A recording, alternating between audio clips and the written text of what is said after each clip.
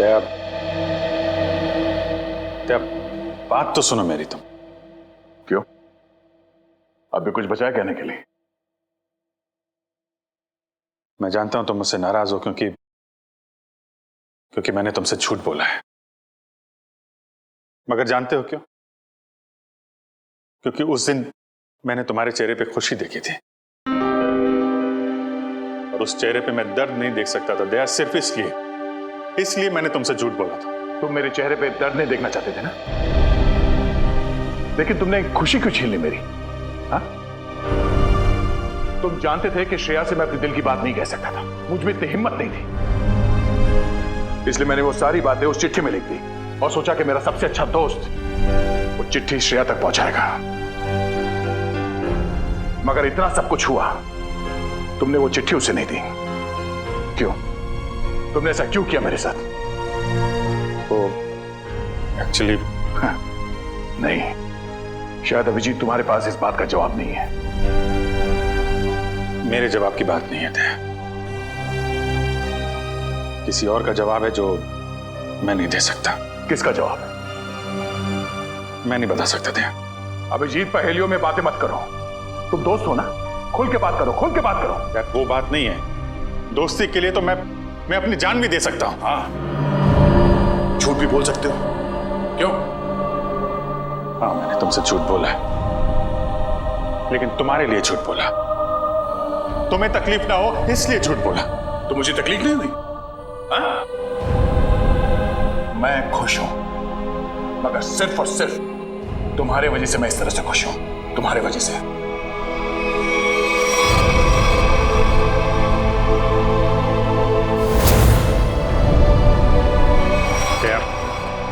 एक मिनट यार, प्लीज, ये श्रेया का गुस्सा मुझ पे मत उतारो यार। मैं गुस्सा श्रेया पे नहीं, मुझे गुस्सा तुम पे आ रहा है। क्यों? कसूर क्या है मेरा? यही कि मैं तुम्हें खुश देखना चाहता हूं। अरे यार, सिद्धार्थ वाली बात तुमसे किसने बताई? श्रेया के घर कौन लेके गया था तुम्हें? अरे तुम और श्रेया एक साथ होते तो दुनिया में सबसे ज्यादा खुश मैं होता यार, मैं। मगर श्रेया और मैं एक साथ तो नहीं है ना? हाँ? और मैं खुश भी नहीं हूं यार। अब इन बातों में कुछ रखा नहीं है, भूल जाओ। ठीक है, मैं भूलने के लिए तैयार हूं, मगर मेरे दिल की तसल्ली के लिए एक बार मुझे बता दो, तुमने वो चिट्ठी श्रेया को क्यों नहीं दी? नहीं, वो उसका जवाब मैं अभी नहीं दे सकता दया यार, मुझसे मत पूछो। क्यों ना पूछूं? इस एक सवाल का सीधा असर मेरी आने वाली जिंदगी भी पड़ता है और हमारी दोस्ती पे भी। मतलब अगर इस सवाल का जवाब मैंने नहीं दिया तो हमारी दोस्ती खत्म? मैंने ऐसा नहीं कहा। अरे रहने दो यार, अगर हमारी दोस्ती इतनी सस्ती है कि एक छोटे से आंधी के झोंके से उसकी नींव डगमगा जाए, तो मुझे भी ऐसी दोस्ती में कोई दिलचस्पी नहीं है।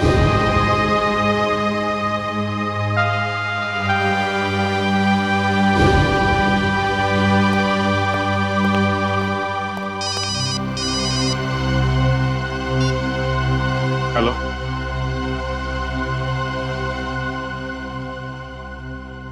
जी हाँ, सीआईडी ब्यूरो। जान खतरे में? एक मिनट, कहां से बोल रहे हैं आप?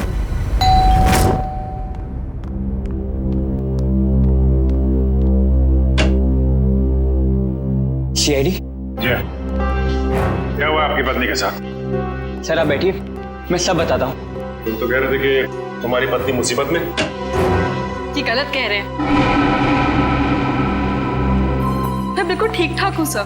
तुम्हारी हिम्मत कैसे हुई मेरी पत्नी के कपड़े पहनने की? पता नहीं सर इनको क्या हो गया है, बिल्कुल बहकी बहकी सी बातें कर रहे हैं। मिस्टर राहुल, क्या मजाक है ये? अगर आपकी पत्नी ठीक ठाक है तो सीआईडी का वक्त बर्बाद करने से क्या फायदा? सर मैं सीआईडी का वक्त बर्बाद नहीं कर रहा हूँ सर, नम्रता सच में बहुत बड़ी मुसीबत में है। दरअसल कुछ घंटे पहले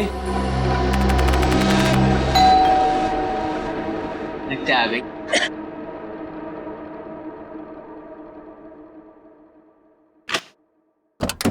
हाँ साहब, आपका नया बावर्ची साहब। अरे बॉस, लगता है आप गलत पते पे आ गए। पता भी यही है, घर भी यही है। नम्रता मैम साहब ने मुझे काम पे रखा है खाना बनाने के लिए साहब। कमाल है, नम्रता ने मुझे बताया नहीं क्यों एक नया बावर्ची रख रही है। बोलो साहब, खाने में क्या क्या बनाऊं साहब? अरे वो नम्रता आ जाएगी थोड़ी देर में, वो ही बता देगी खाने में क्या बनाना है। तब तक एक काम करो, तुम मेरे लिए एक कप चाय बना दो। ठीक है साहब। रसोई कहाँ है साहब? उस तरफ। उस तरफ। अरे ये चाकू?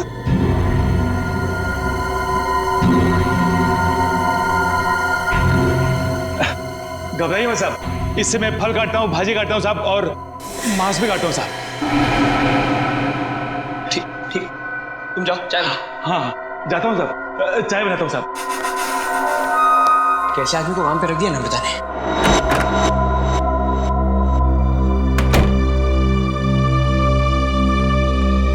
अरे क्या साहब, डर गए क्या? ऐसे अचानक सामने आ गए तो कोई भी डरेगा ही ना।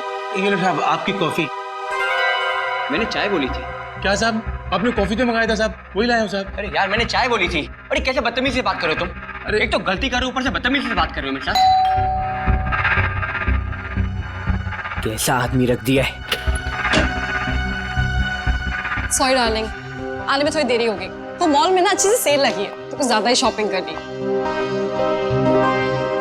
एक्सक्यूज मी, कौन है आप? और यूं घर में कैसे घुसे चली आ रही है?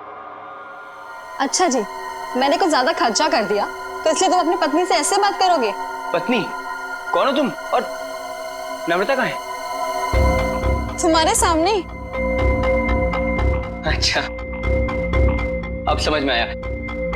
मेरी पत्नी ने ही कहा है ना तुम्हें मेरे साथ मजाक करने के लिए, है ना? राहुल, तुम्हें क्या हो गया? क्यों बहकी बहकी बातें कर रहे हो? बहुत हो गया ये बकवास। हाँ कहाँ है नम्रता? मैं अभी नम्रता को फोन करता हूँ।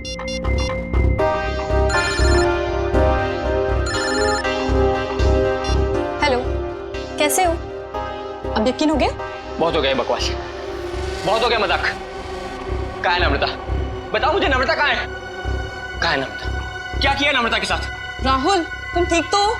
बुखार बुखार तो नहीं है? छुओ मत मुझे, हाथ मत लगाना मुझे। तुम्हें नम्रता ने काम पे रखा था ना? हाँ साहब। कब रखा था? कल। यहाँ और बताओ, क्या यही नम्रता है? हाँ साहब, यही तो है नम्रता मैम साहब। देखो यार, वो कुछ छोटी मोटी चाय कॉफी के बहस करे तुम झूठ मत बोलो। कौन है ये? नहीं साहब, मैं सच बोल रहा हूँ, यही है नम्रता मैम साहब। सुनो बलराम, तुम ना खाने में मिर्ची थोड़ी कम डालना, साहब को तीखा पसंद नहीं है। ठीक है मैम साहब। क्या हो रहा है यार ये? कुछ तो करना पड़ेगा। क्या करूं?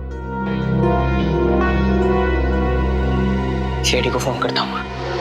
सर तो बहुत अच्छा होगा कि फ्रेडी सर साथ में नहीं है, वरना असली और नकली पत्नी के चक्कर में वो खुद चक्कर खा जाते। ये लीजिए साहब, आप सब लोग के लिए पानी। देखिए सर, देखिए कैसे ये दोनों भैरवी मेरे घर में घुस आए हैं। न जाने इन्होंने मेरे पति नम्रता के साथ क्या किया होगा। राहुल, मैं ही तुम्हारी नम्रता हूँ। सर आप बेकार की कहानी में अपना वक्त बर्बाद कर रहे हैं। मैं कल ही इनको अच्छे से डॉक्टर के पास लेके जाऊंगी। माफ कीजिएगा सर, जो परेशानी आपको हमारी वजह से हुई। कोई बात नहीं, अब हम लोग यहाँ आ गए हैं तो सारा मामला समझ के ही जाएंगे।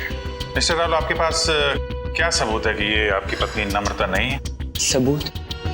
हाँ है ना सर, मेरी पत्नी की तस्वीरें मेरे फोन में। क्या हो मिस्टर राहुल? हाँ? ये कैसे हो सकता है? इसमें मेरे और मेरी पत्नी की लगभग 100 तस्वीरें थी, अब एक भी नहीं है। याद आया सर, जब मैं नहाने गया था ना तो मैंने ये फोन इस टेबल पर रखा था। जरूर इसी ने वो फोटो डिलीट की है सर इसने, मैं कह रहा हूँ। क्या बात कर रहे हैं साहब? मैं इतना महंगा फोन कभी इस्तेमाल ही नहीं किया साहब। फोटो कैसे निकालेगा साहब? सर ये झूठ बोल रहा है सर इसी ने फोटो डिलीट की है। एक मिनट, अगर मोबाइल में फोटो नहीं है तो फिर शादी की तस्वीरें तो होगी ना आपके शादी के एल्बम में? है ना सर, पूरा एल्बम है, मैं अभी लेकर आता हूँ।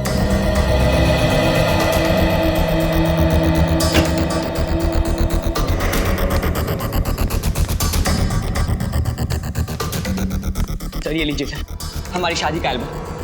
अब हो जाएगा दूध का दूध और पानी का पानी।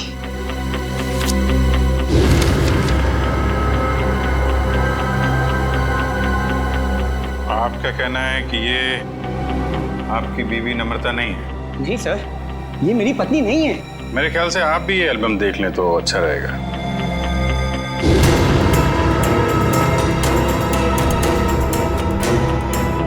ये कैसे हो सकता है सर? ये कोई बहुत बड़ी साजिश है। ये कोई साजिश है मेरे खिलाफ। जरूर इसमें मेरी पत्नी भी शामिल है। उसी ने भेजा होगा इन दोनों को। मिस्टर राहुल, कभी आप कहते हैं कि आपकी पत्नी खतरे में है, कभी आप कहते हैं कि वो आपके खिलाफ साजिश रच रही है। कहना क्या चाहते हैं आप? सर मुझे कोई खतरा नहीं है और ये कोई साजिश नहीं है। मैंने आपसे कहा ना इनकी तबीयत खराब है। तुम चुप रहो, मुंह बंद रखो अपना। एक मिनट, आप नम्रता हैं, आपके पास कोई आईडी वगैरह है? जी हाँ सर, पासपोर्ट है, पैन कार्ड है। आपको जो चाहिए मैं दिखा सकती हूँ। प्लीज। एक मिनट।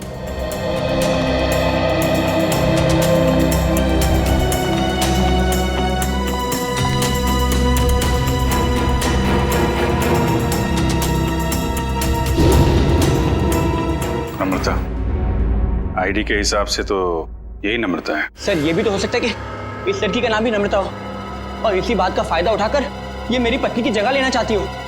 सर नाम एक हो सकता है लेकिन जन्मदिन 19 अगस्त 1986। जन्मदिन का भी एक होना ये बहुत ही बड़ा सहयोग है। क्यों राहुल? अच्छा ये बताइए कि आपकी पत्नी का जन्मदिन भी क्या इसी दिन आता है? हाँ सर, तारीख तो हुई है पर ये सहयोग भी तो हो सकता है ना सर। ये संयोग है, वो संयोग है। मिस्टर राहुल, हम आपकी बात पे यकीन करें तो करें कैसे और क्यों?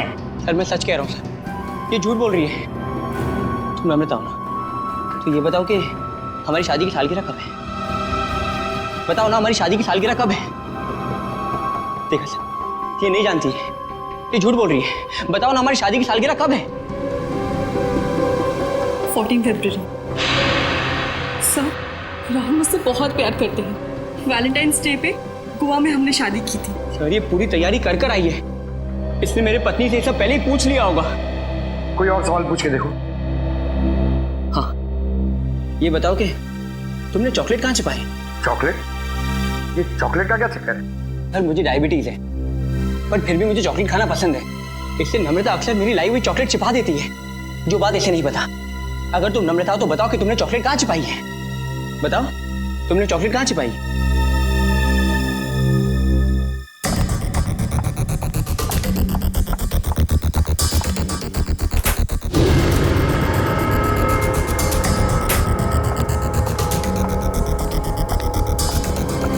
ये रही चॉकलेट।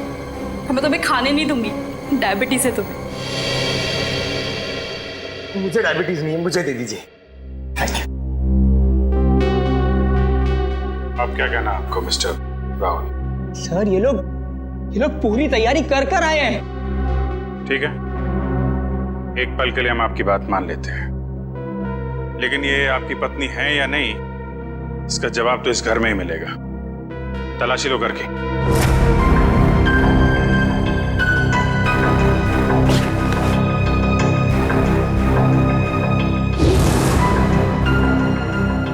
एक काम कीजिए, आप लोग अपने माता पिता को यहाँ बुलाइए, अभी पता चल जाएगा। सर मेरे माँ बाप तो दुनिया में नहीं रहे। सर मेरे भी नहीं है।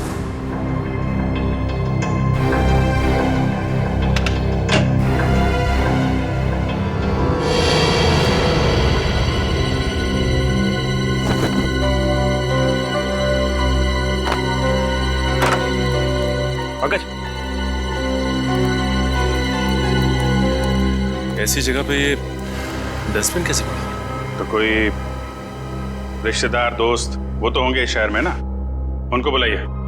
सर दरअसल हम कुछ ही दिन पहले बैंगलोर से यहाँ शिफ्ट हुए हैं। यहाँ हम किसको भी नहीं जानते। ओह, तो तुमने ये भी पता लगा लिया है?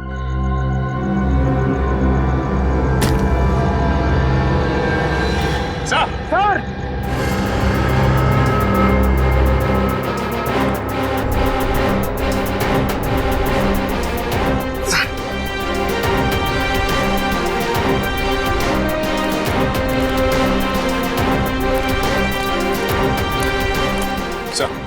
लाश।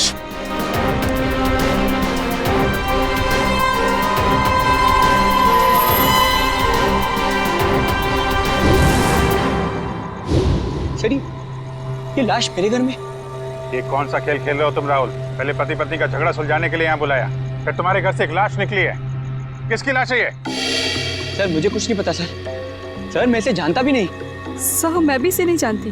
तुम जानते हो? नहीं साहब, मैं नहीं जानता उसको। ये देखिए सर, यहाँ इसके सीने पे गोली मारी और इसके गले पे खरोच का निशान भी है। हाँ तो बिल्कुल ताजे हैं, लगता है कुछ घंटों पहले इसे मारा गया है। कोई आईडी वगैरह मिली? एक मिनट।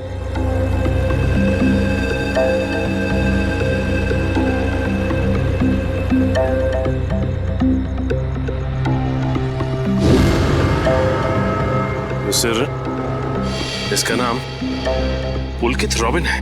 पुलकित रॉबिन? सर मैंने इसका नाम कहीं पढ़ा है। पढ़ा है? कहाँ पढ़ा है? अरे सर ये तो एक बहुत ही मशहूर टीवी सीरियल राइटर है सर, साउथ बहू का सीरियल। मैं देखता हूँ सर। एक टीवी सीरियल राइटर की लाश मेरे घर में? पंकज, मोबाइल पे देखो, इंटरनेट पे इस पुलकित रॉबिन की फोटो निकालो, देखो कहीं ये वही आदमी तो नहीं।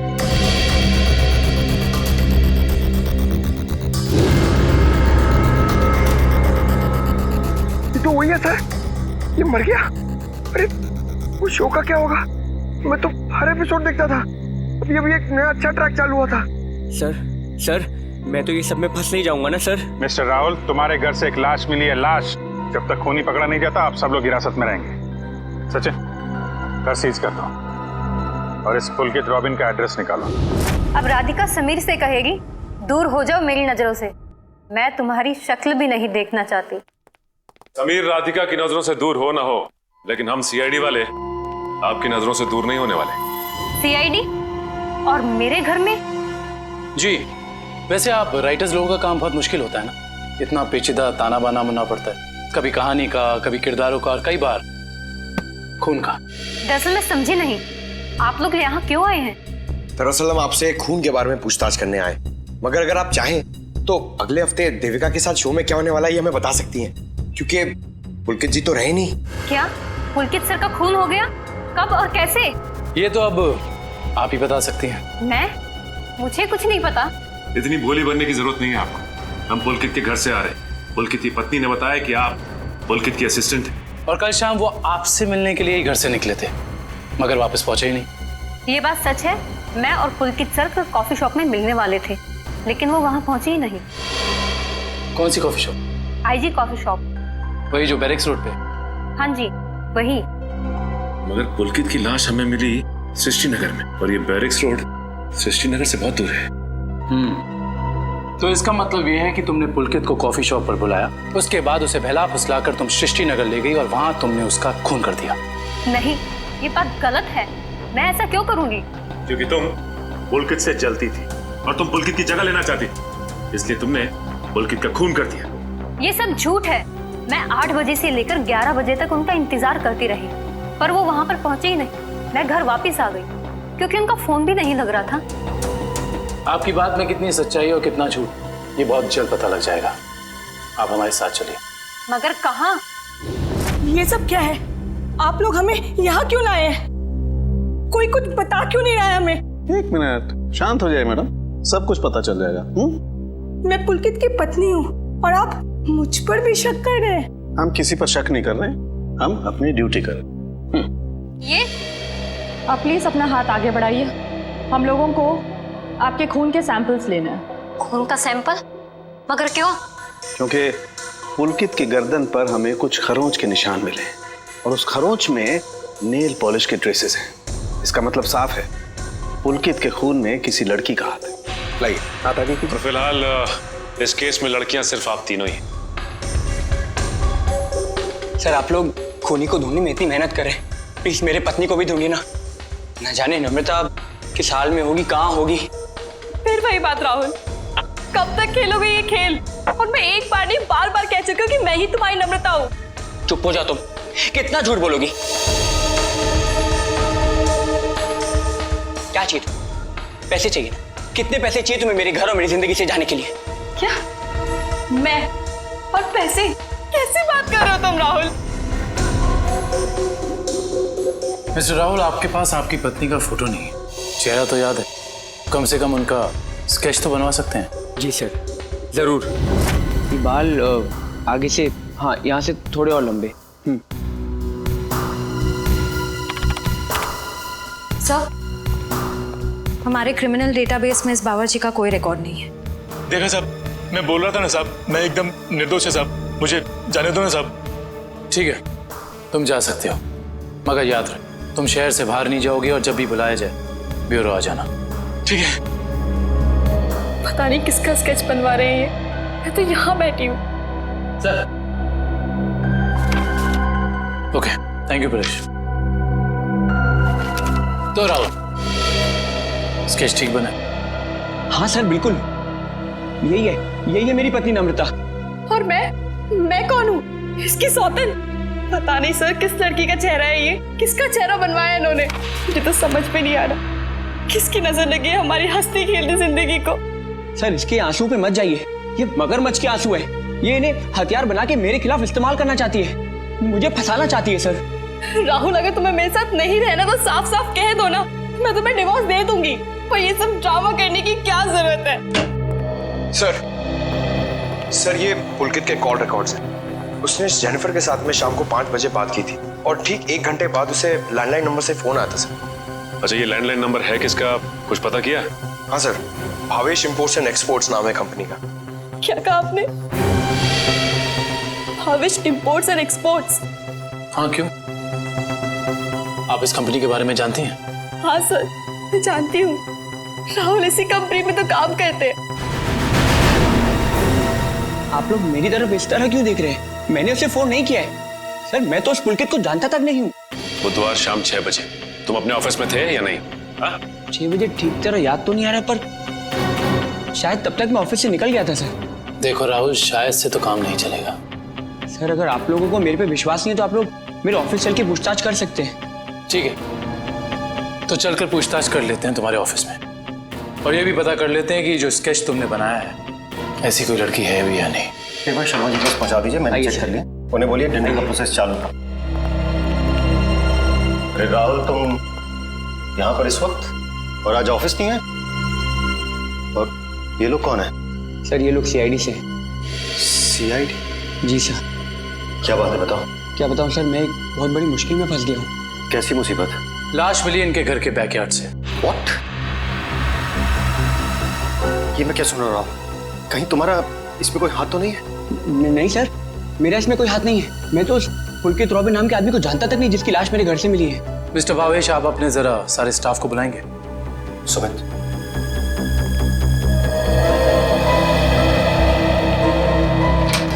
सुनो, सबको बॉस अंदर बुला रहे हैं।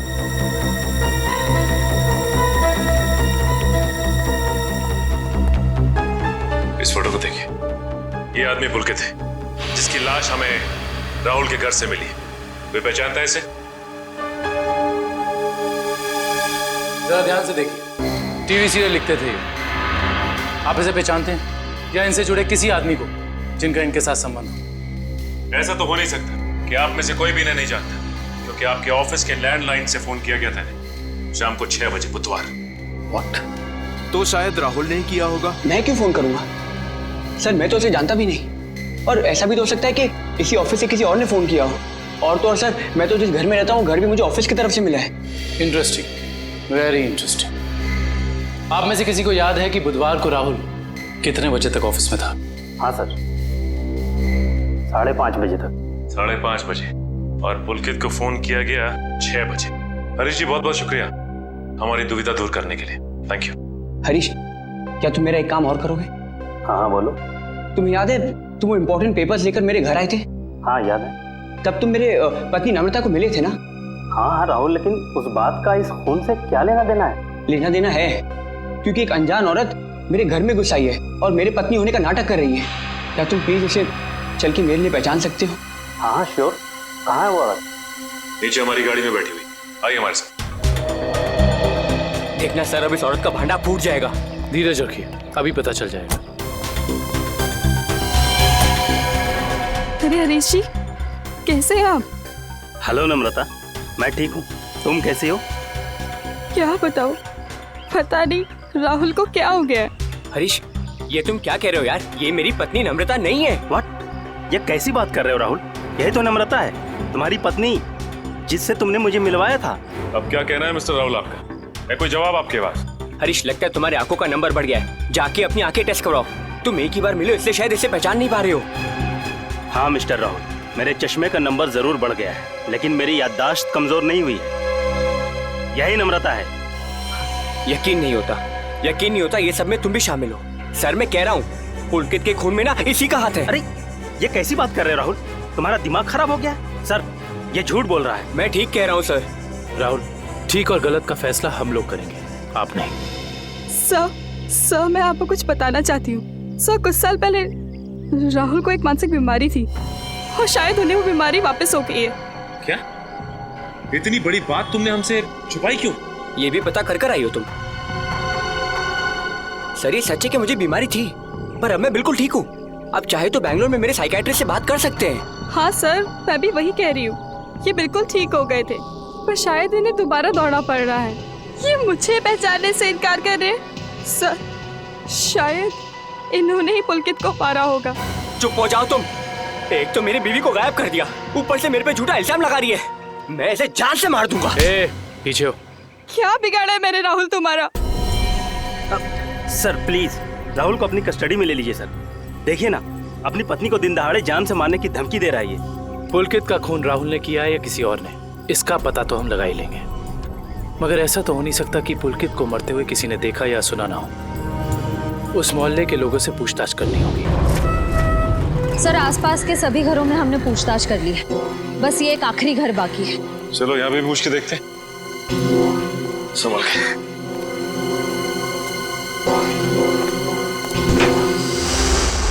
दरवाजा खुला।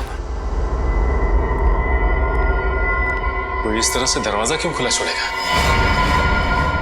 और यहाँ ये कैमरा कैसे? इधर भी। कुछ तो गड़बड़ है यहाँ पे। एक काम करते हैं, इस घर की तलाशी अच्छी तरह से लेते हैं।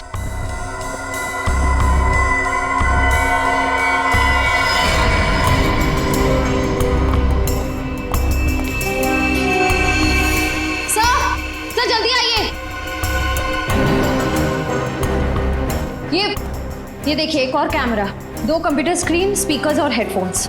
दो कंप्यूटर स्क्रीन एक साथ बाहर और यहाँ कैमरास भी लगे। कहीं यहाँ वीडियो एडिटिंग तो नहीं चल रही? इसे ऑन करो।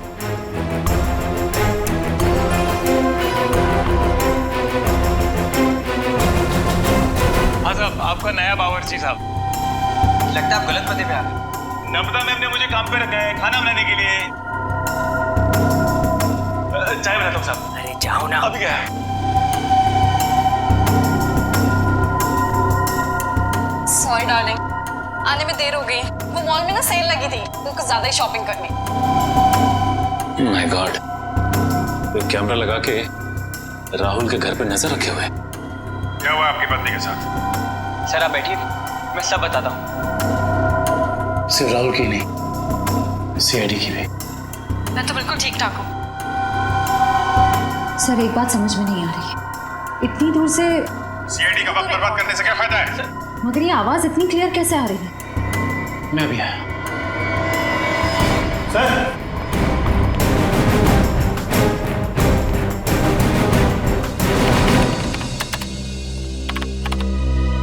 एक काम करते हैं, इस जगह को अच्छी तरह से छान मारते हैं। हो सकता है यहाँ कुछ मिल जाए।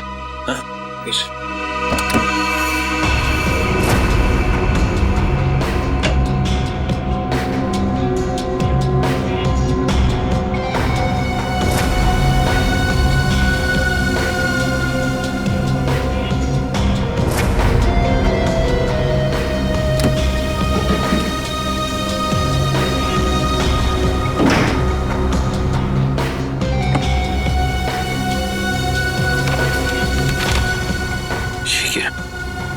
क्या हुआ सर? ये देखो, जमीन के पेपर्स। ये घर किसी गिरधारी के नाम पे है।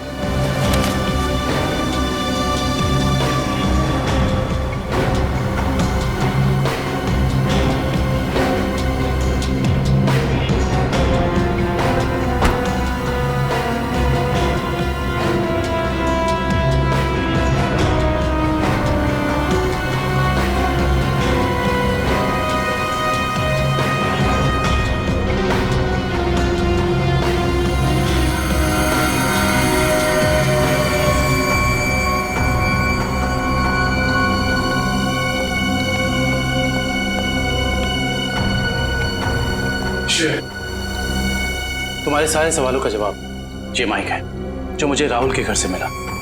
स्पीकर के अंदर छुपा के रखा हुआ था। इसका मतलब गिरधारी जो राहुल के घर पर नजर रखे हुए था उसी ने माइक लगाया यहाँ पे। कौन गिरधारी? अरे दुष्यंत, ये घर के कुछ पेपर्स मिले जिसमें लिखा है कि गिरधारी इस घर का मालिक है। आप लोग सुंदर जी के मेहमान हैं? तुम कौन हो? जी मैं तो यहाँ पर किराए पर रहता हूँ, पर आप लोग कौन हैं? हम लोग सीआईडी से। सीआईडी? जी हाँ, सीआईडी। देख के लगता है कि तुम कहीं बाहर से आ रहे हो। यहाँ सर मैं तो अभी गोवा से आ रहा हूँ, पर आप लोग यहाँ पर सुंदर जी ने कहीं कुछ। एक मिनट, ये सुंदर कौन? सर जब मैं यहाँ से जा रहा था तो मैंने ये घर सुंदर नाम के एक अंकल को किराए पर दिया था। क्या बात, तुम खुद यहाँ पे किराए पे रहते हो और ये घर तुमने किसी को किराए पे दे दिया? सब मैंने सोचा कि गोवा जाने का खर्चा निकल आएगा सर, इसलिए। और गिरधारी जी जिनका ये घर है वो कहाँ है? सर वो तो लंदन में रहते हैं सर, साल में सिर्फ एक बार ही इंडिया आ पाते हैं। ओह, उसी का फायदा उठा रहे हो तुम? ये कंप्यूटर कैमरास तुम्हारे? नहीं सर, ये सब मेरा नहीं है सर। झूठ बोल रहे हो तुम राहुल के घर पे नजर रखे हुए थे, जासूसी कर रहे थे उस पे। जासूसी? सर मैं राहुल के ऊपर जासूसी नहीं कर रहा था सर। देखो हमने रिकॉर्डिंग देख ली है, सच सच बताओ। मैडम मैं तो कॉलेज में पढ़ता हूँ, इतनी सारी महंगी चीजें मैं कहाँ से लाऊंगा? तो फिर ये सारी की सारी चीजें किसकी है? उस आदमी की जिसे तुमने किराए पे रखा हुआ, सुंदर? सर हो सकता है सर। नंबर दो सुंदर का। सर पिछले हफ्ते गोवा में मेरा मोबाइल चोरी हो गया था तो तुम्हारे सारे नंबर्स चले गए। जी बहुत अच्छा बहाना है। अपना मोबाइल नंबर दो। सुंदर का नंबर हम तुम्हारे मोबाइल रिकॉर्ड से निकाल लेंगे। सर सालुंके सर की डीएनए रिपोर्ट आ गई है। पुलकित के खरोचों में जो नेल पॉलिश के अंश मिले थे वो ना ही नम्रता के थे, ना ही संजना के और ना ही जेनिफर के। मतलब इस केस में कोई और औरत भी शामिल है? सर हो सकता है वो स्केच वाली औरत हो जिससे राहुल अपनी बीवी कह रहा है। हो सकता है। जब तक हमें उस औरत के बारे में कुछ पता नहीं चल जाता कुछ कह नहीं सकते। क्या हुआ, उस नेल पेंट के बारे में कुछ पता चला क्या?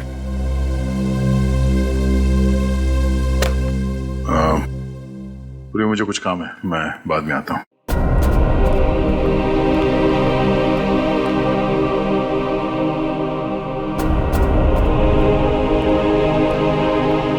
सर जतिन के फोन रिकॉर्ड्स चेक करिए। सुंदर का नंबर तो नहीं मिला, मगर किसी मनीष नाम के आदमी का नंबर मिला है। करता क्या है मनीष? सर कैमरास और रीडिंग मशीन किराए पे देता है।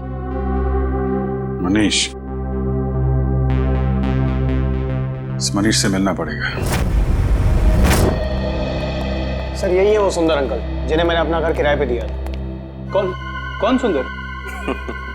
मैं मनीष हूँ। गलत बात है मनीष जी, आप इतने महंगे कैमरा इक्विपमेंट्स ऐसे ही खुले घर में छोड़ा है। इन्हें तो अरेस्ट करना होगा। बिल्कुल।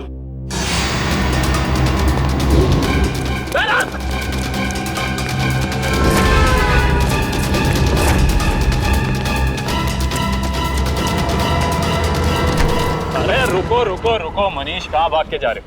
अभी तो तुम्हारा ऑडिशन भी बाकी है जो शुरू होता है अब। मेरा कोई इरादा नहीं था सर, मैंने तो वही किया जो मुझसे कहा गया था करने के लिए। जिसने मेरे दुकान से कैमरा और एडिटिंग मशीन किराए पे लिया था उसी ने मुझसे कहा था ये सब करने के लिए। जिसने तुमसे कैमरा किराए पर लिया उसी ने तुमसे घर भी किराए पर लेने को कहा? जी सर, उसी ने मुझसे कहा था कि कैमरा इस तरह से फिट करूँ कि सामने वाले घर का सारा नजारा दिखना चाहिए। अब तो मिलना पड़ेगा इस इंसान से। है कौन ये जनाब? जी कहिए। जी हम लोग सीआईडी से। सीआईडी? आइए। भावेश का कुछ पता चला क्या? भावेश का पता चला? मतलब हम लोग तो भावेश से ही मिलने आए। लेकिन वो तो कल से घर नहीं आए, उनका फोन भी नहीं लग रहा है। क्या कल से घर नहीं आए? आपने पुलिस में रिपोर्ट लिखवाई? मैंने रिपोर्ट लिखवाई थी लेकिन उन्हें भी कुछ पता नहीं चल पा रहा है।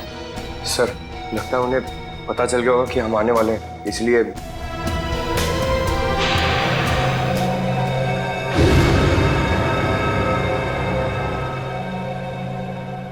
मिनट, क्या ये आपके पति भावेश है? जी हाँ। ये केस तो और पेचीदा बनता जा रहा है। सब मेरे पति भावेश को ढूंढ निकालिए। देखिए मैम, आप चिंता मत कीजिए, अब भावेश का नंबर दीजिए हमें। जी 197985643।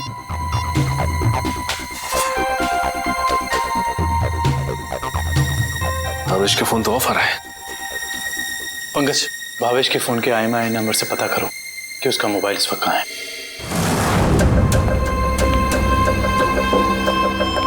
मैं आखिरी बार पूछ रही हूँ भावेश तुमसे, वो सीढ़ी तुमने कहाँ रखी है? नहीं बताऊंगा मैं मर भी जाऊँ ना तो तुम्हें भी साथ लेकर डूबूंगा, समझ गई तुम? मैं डूबू या ना डूबू, पर तुमने अपनी जिंदगी जी ली है, याद कर लो अपने भगवान को।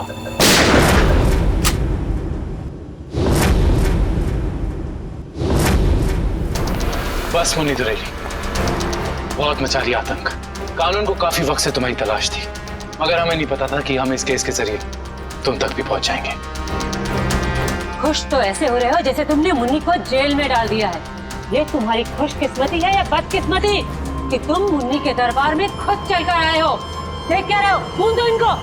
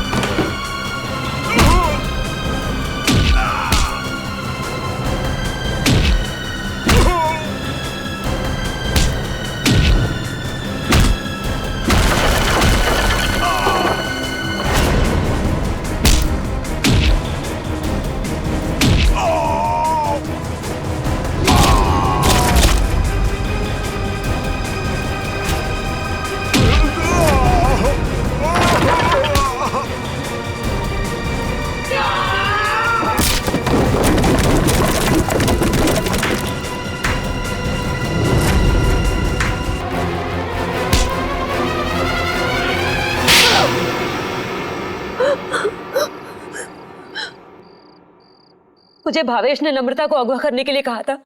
क्यों भावेश, क्या बिगाड़ा था नम्रता ने तुम्हारा? बहुत लंबी कहानी है।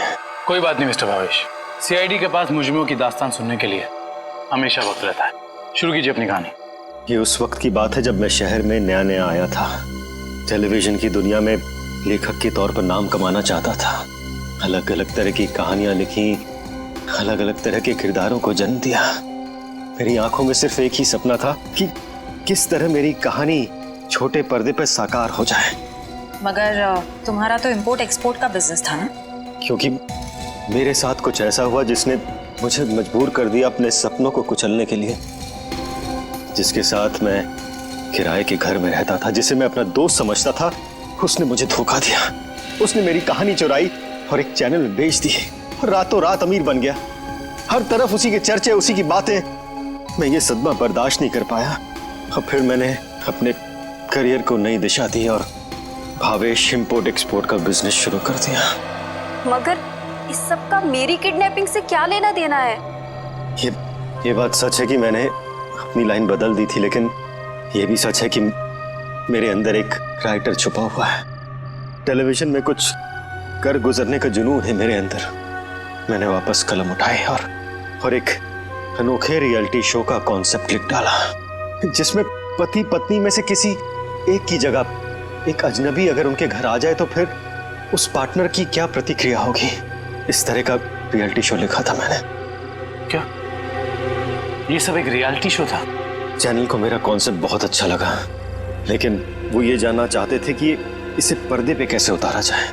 तो मैंने एक पायलट एपिसोड बनाने के बारे में सोचा और एक्सपेरिमेंट के तौर पर मैंने अपनी कंपनी में आए हुए नए एम्प्लॉय राहुल को शामिल किया। वाह, कमाल है। अगर तुम एक रियलिटी शो ही बनाना चाहते थे तो एक जायज ढंग से भी बना सकते थे। फिर कानून को अपने हाथ में लेने की क्या जरूरत थी तुम्हें? मैंने कोशिश तो की थी जायज तरीके से करने की, लेकिन किसी ने मेरी मदद नहीं की। तो मैंने सोचा कि क्यों ना कुछ दिनों के लिए नम्रता को अगवा कर लिया जाए और फिर मैं अपने 2 कलाकारों बावर्ची और नकली नम्रता को उसके घर भेज दूंगा और काम होने के बाद असली अमृता को फिर उसके घर भेज देता। और इसमें वो टीवी राइटर पुलकित रॉबिन, वो कहां से आ गया? पुलकित रॉबिन ही वो शख्स है जिसने मेरे आइडियाज, मेरी कहानी चुराई और मशहूर हो गया। उसे पता चल गया था कि मैं चैनल में कुछ बड़ा रियलिटी शो का आइडिया लेकर जाने वाला हूं। बस उसी की जासूसी करने के लिए यहाँ पर आया हूँ। आज तो पता लगाना ही पड़ेगा ये भावेश कौन सा बड़ा कंसेप्ट चैनल वाले को बेचने वाला है।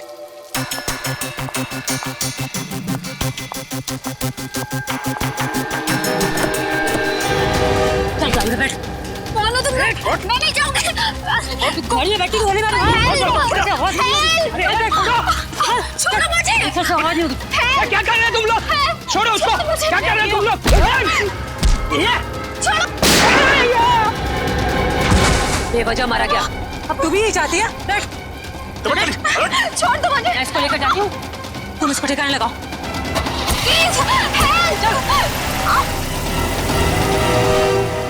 घर पहुंचकर जब मैं मेरे लगे हुए कैमरा की फुटेज देख रहा था तब मैंने देखा कि इस मुन्नी ने पुलकित का खून कर दिया है और मेरे बने बनाए प्लान को चौपट कर दिया।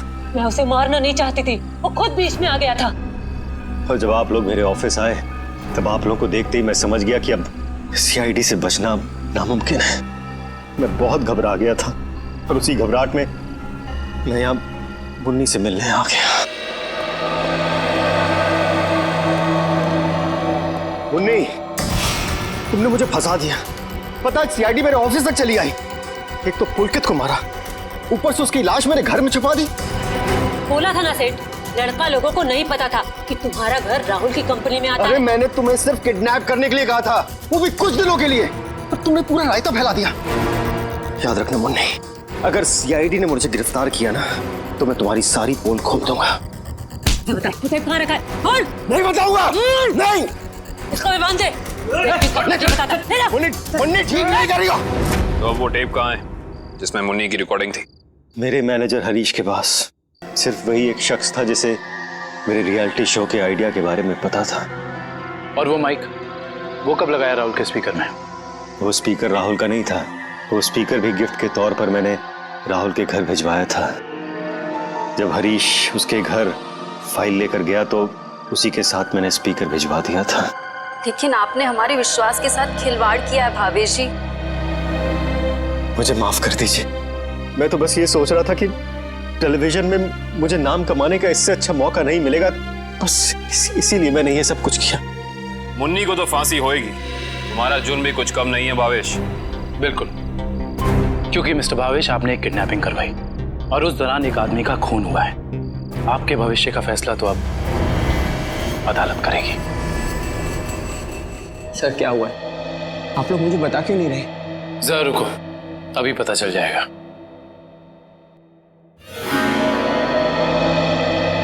राहुल,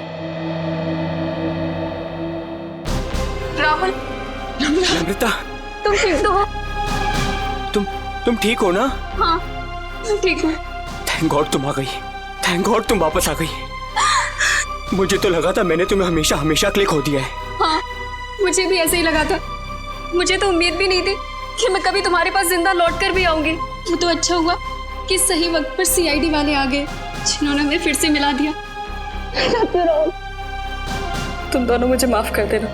मुझे नहीं पता था कि मेरी एक्टिंग चीजों को इतनी गलत दिशा में ले जाएगी। एक्टिंग? मैडम, माना कि भावेश जी ने आपको वहाँ एक एक्टिंग असाइनमेंट के लिए भेजा था, मगर लाश देखने के बाद और सीआईडी की कस्टडी में होने के बावजूद आपने हमें सच क्यों नहीं बताया? क्योंकि सर उन्होंने मुझसे कहा था कि कितनी भी टेढ़ी स्थिति क्यों ना आ जाए, मैं अपना काम करना ना छोड़ूं, एक्टिंग ना छोड़ूं। इसलिए मुझे लगा कि वो नाश भी लगती है और सीआईडी भी सब बस रियलिटी शो का हिस्सा है।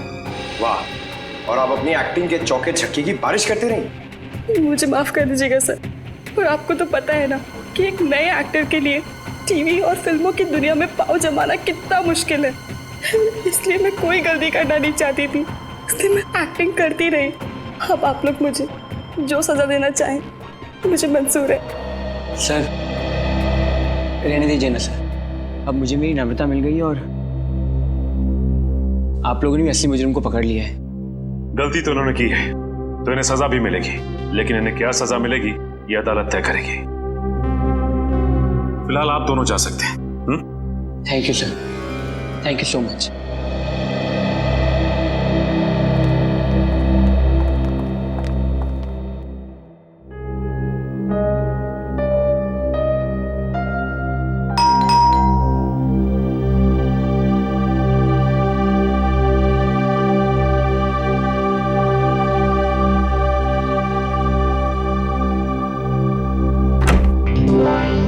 तारिका, आओ।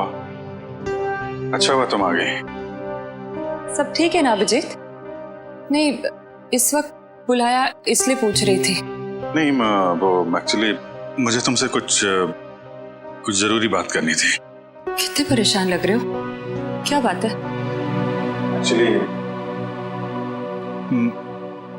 समझ नहीं पा रहा हूँ मैं तुमसे कैसे बताऊं। मैं समझ गई, दया के बारे में ना? मैं जानता हूँ ये सुनकर तुम्हें बहुत धक्का लगेगा और इससे पहले मेरी हिम्मत जवाब दे जाए, मैं तारिका, जब एसीपी साहब यहाँ वापस आएंगे तो मैं उनसे कहने वाला हूँ वो मेरा ट्रांसफर कर दे। क्या? ट्रांसफर? आई एम सॉरी तारिका, मैं और बर्दाश्त नहीं कर सकता।